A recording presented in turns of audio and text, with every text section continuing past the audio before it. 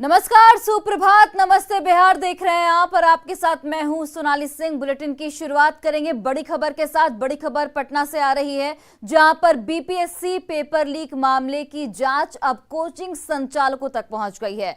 मामले में गिरफ्तार आरोपियों से पूछताछ में कुछ कोचिंग संचालकों की भूमिका संदेह के घेरे में आ गई है। वायरल पेपर को सॉल्व कर परीक्षार्थियों तक पहुंचाने और छात्रों से राशि वसूलने में कोचिंग संचालकों की अहम भूमिका सामने आई है। आर्थिक अपराध इकाई की टीम ने मामले की जांच शुरू कर दी है। तो ये बड़ी खबर आपको बता रहे हैं। और पटना से हमारे सहयोगी संजय कुमार फोन लाइन पर जुड़ गए हैं, सीधे उनका रुख करते हैं। संजय, देखिए, अब इस पूरी कांड की जो जांच है वो अब कोचिंग संचालकों तक आकर रुक गई है। क्या कुछ जानकारी इसे लेकर? बिल्कुल सोनाली, दरअसल जो एक नेक्सस है उस नेक्सस की बात सामने आई है। जो सॉल्वर गैंग पकड़ा गया है, जिसके अब तक 5 मेंबर्स जो है वो आर्थिक अपराध इकाई द्वारा गिरफ्तार किए गए हैं। तो इसी सॉल्वर गैंग का संबंध कोचिंग संस्थान के जो डायरेक्टर हैं और जो विभिन्न वहां के लोग हैं उनसे इनका संबंध रहा है और इसी मकसद से क्वेश्चन पेपर आउट किया गया था। दरअसल 2 जो सॉल्वर गैंग के मेंबर्स हैं जिनको रिमांड पर दिया गया था, उन्होंने इस बात की जानकारी दी थी। उसके बाद अमित कुमार नामक एक सॉल्वर गैंग का मेंबर्स पकड़ा गया था लंगरटोली इलाके से। उसके बाद यह बात खुलकर सामने आई कि कोचिंग संस्थान जो थे वो भी इस पूरे मामले में शामिल थे और ऐसे तकरीबन 1 दर्जन कोचिंग संस्थान जो है वो आर्थिक अपराध इकाई की रडार पर है और उनकी भूमिका की जांच कर रही है। और निश्चित तौर पर अब दायरा जांच का बढ़ गया है और आने वाले दिनों में जो कोचिंग संस्थान से जुड़े लोग हैं उनकी मुश्किलें बढ़ेंगी। उनके खिलाफ आर्थिक अपराध इकाई की जो जांच चल रही है, तो निश्चित तौर पर अब गिरफ्तारियों की संख्या भी बढ़ेगी, इस बात से इनकार नहीं किया जा सकता। जी सोनाली। चलिए संजय, बहुत बहुत धन्यवाद तमाम जानकारियों के लिए। राजधानी पटना में एयरपोर्ट के पास निर्माणाधीन फ्लाईओवर का पिलर गिरने से बड़ा हादसा हो गया। हादसे में वहां काम कर रहे 2 लोगों की मौत हो गई, जबकि एक मजदूर गंभीर रूप से जख्मी हो गया। घटना शनिवार देर रात की है।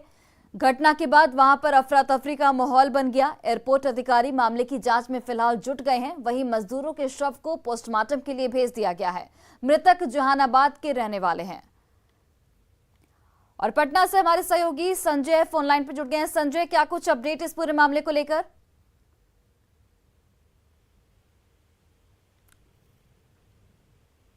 संजय, अब तक हमारी आवाज पहुंच पा रही है? तो ये बड़ी खबर आपको पटना से बता रहे हैं, जहां पर एयरपोर्ट के पास निर्माणाधीन फ्लाईओवर का पिलर गिरने से बड़ा हादसा हो गया और इस हादसे में 2 लोगों की मौत हो गई। और ज्यादा जानकारी के साथ पटना से हमारे सहयोगी संजय फोन लाइन पर जुड़ गए हैं। संजय, क्या कुछ अपडेट इस पूरे मामले को लेकर? देखिए, बिल्कुल यहाँ पर पटना एयरपोर्ट पर इस वक्त कंस्ट्रक्शन का काम चल रहा है और मल्टी पार्किंग को लेकर जो फ्लाईओवर बनाया जा रहा था उसी दौरान लोहे का एक बड़ा बीम काम करने के दौरान गिरा और इसकी चपेट में 3 मजदूर आ गए, जिसमें 2 की हालत बेहद नाजुक थी। इनको हॉस्पिटल ले जाया गया, जहां डॉक्टरों ने मृत घोषित कर दिया। ये दोनों राकेश और रंजन जहानाबाद के रहने वाले हैं। सबसे उसके बाद से काम बंद कर दिया गया है और एक असुरक्षा का माहौल है। फिलहाल घटना के कारणों की जांच के लिए एयरपोर्ट के अधिकारी भी लगे हुए और देखना होगा कि ये लापरवाही कहाँ से हुई, किस स्तर पर हुई। इस पूरे मामले की जाँच जारी है ताकि आगे से इस तरह की घटना की पुनरावृत्ति को रोका जा सके। सोनाली। चलिए संजय, बहुत बहुत धन्यवाद तमाम जानकारियों के लिए। और अब वो खबर जिसका सीधा असर आपकी जेब पर पड़ने वाला है। केंद्र सरकार ने उत्पाद शुल्क में बड़ी कटौती की, जिससे पेट्रोल और डीजल सस्ता हो गया है। पेट्रोल पर एक्साइज ड्यूटी में 8 रुपए की कटौती की गई, जबकि डीजल पर 7 रुपए उत्पाद शुल्क घटाया गया है। मोदी सरकार के इस फैसले के बाद अब पेट्रोल 9.5 रुपए सस्ता हो गया, वहीं डीजल भी 7 रुपए सस्ता हो चुका है। सरकार के इस फैसले से सरकारी खजाने पर करीब 1 लाख करोड़ रुपए सालाना का बोझ पड़ेगा। इसके साथ ही उज्ज्वला योजना के तहत घरेलू एलपीजी सिलेंडर पर 200 रुपए की सब्सिडी मिली है। वित्त मंत्री निर्मला सीतारमण ने सभी राज्य सरकारों से अपील की है कि वो भी वैट में कटौती करें और जनता को राहत दें। वित्त मंत्री ने खास तौर पर उन राज्यों को दाम घटाने के लिए कहा है जिन्होंने नवंबर 2021 में वैट में कटौती नहीं की थी।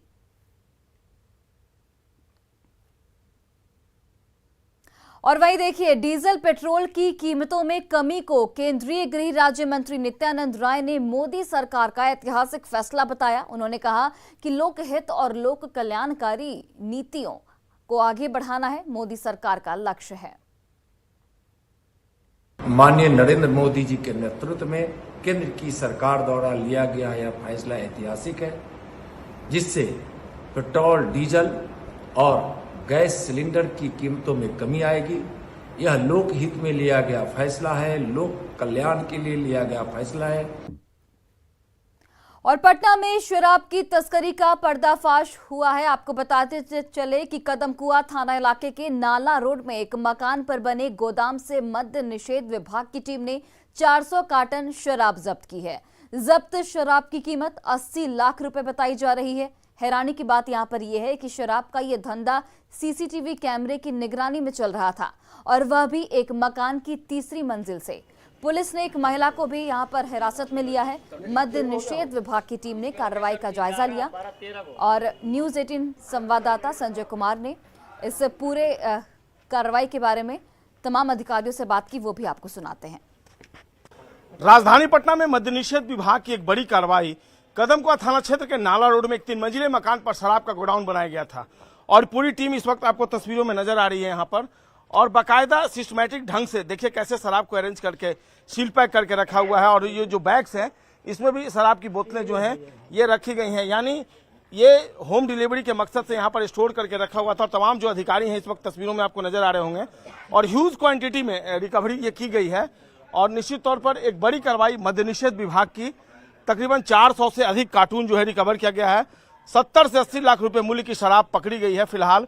और सबसे बड़ी बात है कि एक घर में, एक मकान में बाकायदा ये रैकेट जो है वो चल रहा था। चौंकाने वाली तस्वीर ये है कि यहाँ पर सीसीटीवी कैमरा भी लगा हो, यानी शराब की सुरक्षा होती रहे, हिफाजत बनी रहे, इसलिए सीसीटीवी कैमरा भी लगाया गया है। ये मोटा मोटी लगभग अब हम लोग अंदाजा कर रहे हैं कि 400 के आसपास होगा। 400 के तो और 400 कार्टून का मूल्य कितना हो जाएगा? ये तो सब महंगी शराब है, ये लगभग हमको लगता है कि ब्रांडेड है, 70 से 80 लाख के बीच होगा।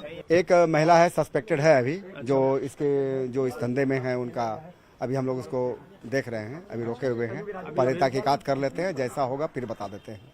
तो बिल्कुल किशोर साह, सहायक मद्य निषेध का आयुक्त, उन्होंने बताया कि अभी एक महिला सस्पेक्टेड है, उनको हिरासत में लिया गया है। एक बड़ी कार्रवाई मद्य निषेध विभाग की टीम की राजधानी पटना के बीचों बीच। और हैरानी की बात है कि पुलिस को इसकी भनक तक नहीं लगी थी कि यहाँ पर बाकायदा शराब का गोडाउन चल रहा था। अब देखना होगा जो लोग आइडेंटिफाई किए गए हैं, आगे एक्शन होता है तो इस मामले में किस तरह की कार्रवाई होती है। लेकिन निश्चित तौर पर अब भी शराब की तस्करी हो रही है, वह भी राजधानी पटना में, जो 100 सवाल खड़े करती है।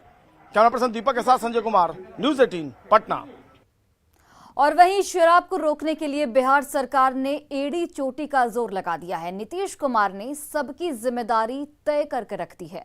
बावजूद इसके शराब तस्कर नई नई तरकीब के जरिए सक्रिय हैं और लोगों तक आसानी से शराब पहुंच रही है। रिपोर्ट देखिए।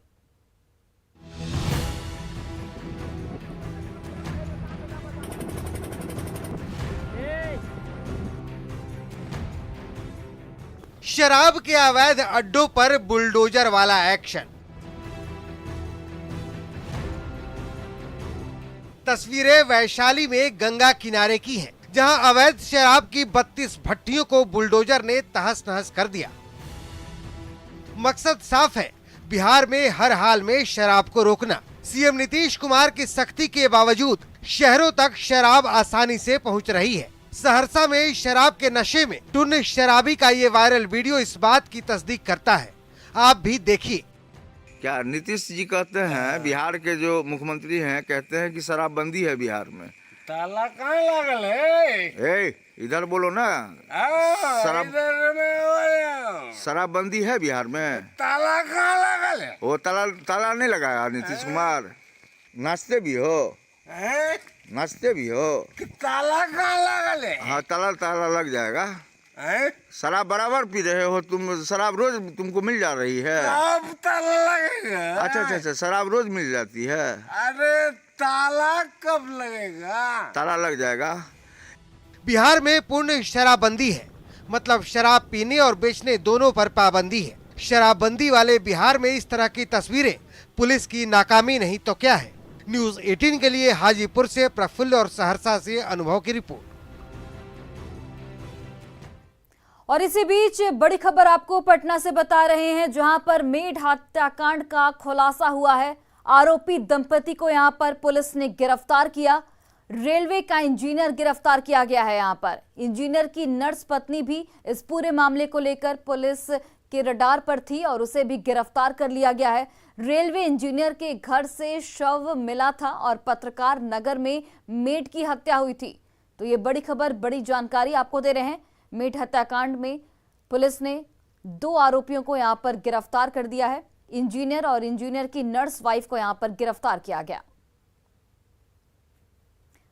बढ़ते प्रदूषण को देखते हुए परिवहन विभाग ने 15 साल पुरानी गाड़ियों के परिचालन पर भले ही रोक लगा रखी हो, लेकिन पटना पुलिस खुद ही नियमों की धज्जियां उड़ा रही है और कानून का मजाक बना रही है। पटना की सड़कों पर 22 साल पुरानी पुलिस बस आज भी चल रही है। इसी बस पर जवानों की ड्यूटी पर भेजा जाता है। देखिए न्यूज़ 18 संवाददाता रजनीश कुमार की रिपोर्ट। बिहार में नियम तो बना दिए गए हैं कि 15 साल से ज्यादा पुरानी गाड़ियां अब सड़कों पर नहीं चलेंगी और अगर चलेगी तो वो कानूनन जुर्म होगा। लेकिन आपको हम परिचय करा दें, ये जो कैमरे में तस्वीरें कैद हुई है ये पटना पुलिस की गाड़ी है, किसी और की गाड़ी नहीं है। और पुलिस की गाड़ी की हालत जरा आप देख लीजिए। ये पुलिस लाइन से रोज गंतव्य तक रवाना होती है, इसमें पुलिसकर्मी सवार होते हैं। जरा आप इस गाड़ी की पूरी हालत पहले देख लीजिए, फिर हम बताएंगे आपको कि ये कितनी पुरानी गाड़ियां हैं, इसमें क्या सब कामयाब है और क्या सब खराबी है। जरा देख लीजिए। आगे भी आपको कभी धक्के लगे होंगे, उसके बाद इसका मेंटेनेंस नहीं हुआ है। आप स्थिति देख लीजिए। आप चाह कर भी आप इस नंबर को आप नहीं पढ़ पाएंगे। मानो जब ये गाड़ी खरीदी गई होगी तभी नंबर प्लेट लिखे गए होंगे, उसके बाद दोबारा इस पर नंबर नहीं चढ़ाया गया होगा। यही वजह है कि आगे से आप नंबर नहीं पढ़ पाएंगे। चाहते हैं नई गाड़ी मिल जाए? बताइए मैडम, नई गाड़ी चाहते हैं? जी चाहते हैं। दिक्कत होती होगी, पंखा उखा नहीं काम करता है ना? और खटारा गाड़ी सब है? बहुत सारा है। बहुत सारा है। इससे भी पुरानी गाड़ी है? हाँ। तो आप लोग साहब को नहीं बोले हैं कि नई गाड़ी दीजिए? नहीं। कहीं ना कहीं अधिकारियों से इनको डर होगा, ये नाम नहीं बता रही हैं। लेकिन देखिए स्थिति आप, और हम गाड़ी कितनी पुरानी है ये भी बताएंगे। जरा लाइट की स्थिति देख लीजिए आप कि ये बैक लाइट जो है फूटे हुए हैं, तार इसमें जो है कनेक्शन छोड़ा हुआ है। यहाँ पर आप देख लीजिए बैक गार्ड है, ये भी टूटे हुए हैं। यहाँ पुलिस लिखी हुई है और नंबर कितना है जरा आप पढ़ लीजिए, BR1P 2834। ये है गाड़ी का नंबर। आप भी घर बैठे एम परिवहन पर इस गाड़ी की स्थिति और गाड़ी का पूरा स्टेटस आप चेक कर सकते हैं। यहाँ भी लाइट फूटी हुई है। तो कुल मिलाकर पटना पुलिस जो है कहीं ना कहीं खुद ही कानून को तोड़ रहा है। ये गाड़ी हम एम परिवहन पर जब चेक किए हैं तो आप देख लीजिए कैमरे की नज़र से कि क्या स्थिति है। यानी इसमें लिखा भी हुआ है कि फिटनेस एक्सपायर्ड। अब आप समझ लीजिए कि ये फिटनेस फेल भी है। इसमें डीजल गाड़ी है, साफ तौर से जो डीजल गाड़ी है 15 साल से ज़्यादा पुरानी है, सड़कों पर नहीं चलेंगी। और व्हीकल का एज आप देख लीजिए 22 साल 11 महीना। यहाँ पर आप देख लीजिए 22 साल 11 महीना है। यानी खुलेआम कानून की धज्जियां उड़ा रही है ये पटना पुलिस। और सवाल ये उठता है कि जो कानून बनाते हैं, जो कानून के रखवाले हैं, वही कानून को क्यों तोड़ रहे हैं। कैमरामैन मनीष उनिया के साथ रजनीश कुमार, न्यूज़ 18 पटना।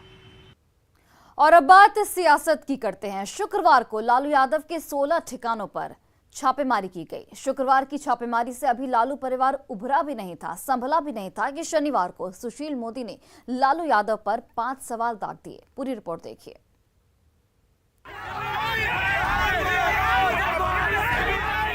राबड़ी आवास के बाहर आरजेडी कार्यकर्ताओं का हंगामा।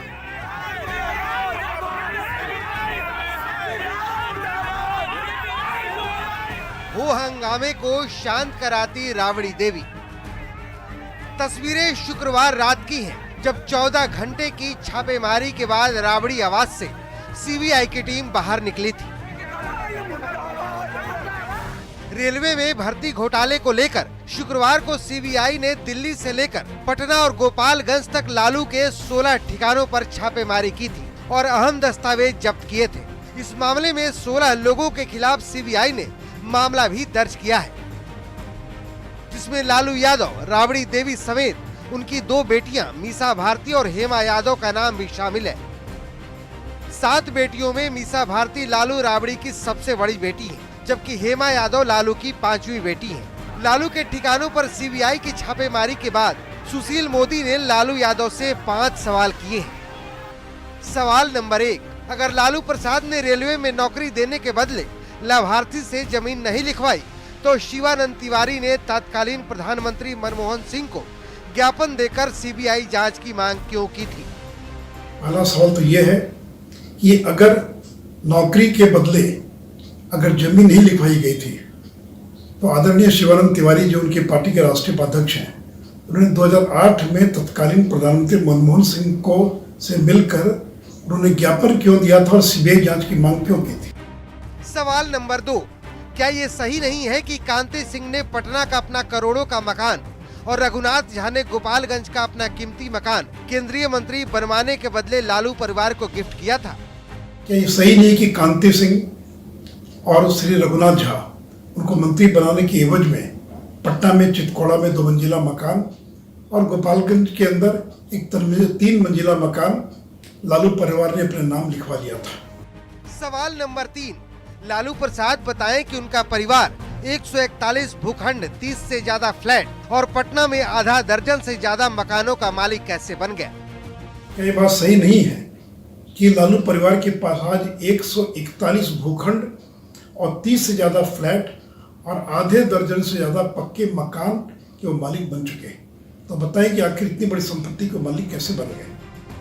सवाल नंबर 4, लालू प्रसाद के खटाल में काम करने वाले ललन चौधरी और हृदयानंद चौधरी ने कीमती जमीन राबड़ी देवी और हेमा यादव को क्यों दान कर दी? ललन चौधरी और हृदयानंद चौधरी जो 4th ग्रेड एम्प्लॉई हैं, आखिर इनके पास करोड़ों की संपत्ति कहां से आई और फिर इन्होंने हेमा यादव और राबड़ी देवी को गिफ्ट क्यों किया?